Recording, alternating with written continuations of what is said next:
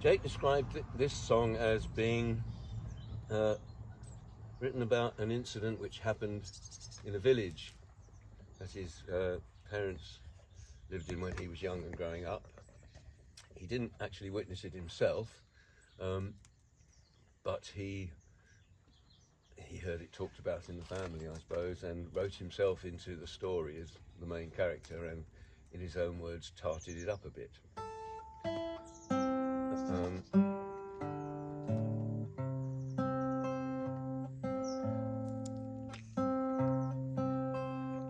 That may or may not be true.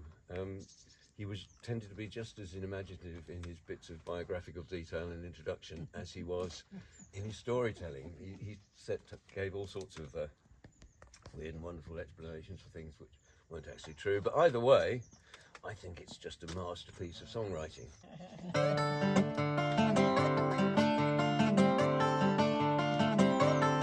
She kissed me like a child, fresh and peckish like a child. She was wild as little strawberries, but though she kissed me as a child would do, she clung on a little longer than she needed to. I did it for a dare, go and kiss her for a dare. In the middle of village square, she was as 17ish as the month of May, and her daddy was a butcher in a pie and pudding's way.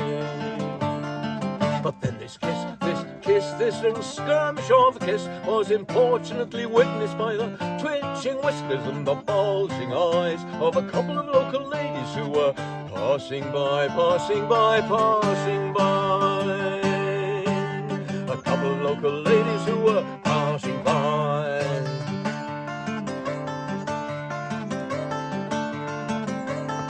It was misunderstood, this little kiss misunderstood by the squinting sisterhood, and as the whisper went from pinafore to pinafore, every tut more grievous than the well I never before.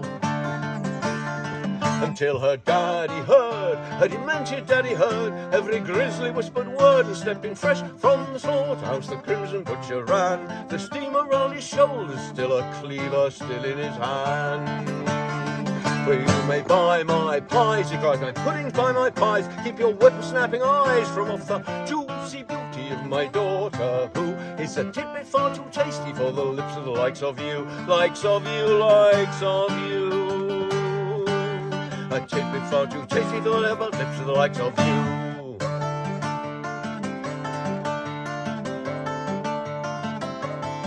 He swung his cleaver high, swung his whistling cleaver high. His cry was agonizing, I shall follow King Solomon's decision, inasmuch as I'm off to split you down the middle, easy, collarbone to crutch. But with a single bound, his daughter, with a springy bound, flung her arms and legs around me, singing, split all you wish to, daddy, let the cleaver fall, and you shall split me likewise, precious tidbits and all.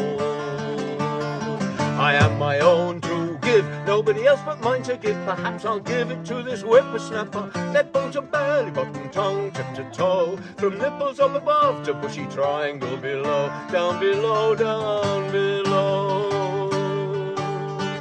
My tangled diamond down below.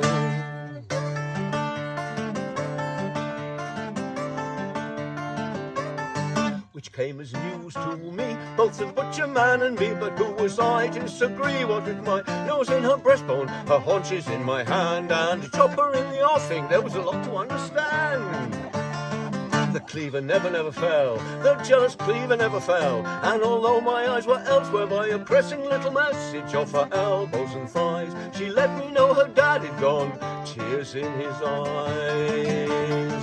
She kissed me like a child, fresh and peckish like a child. She was wild as little strawberries, but though she kissed me as a child would do, she clung on a little longer than she needed to.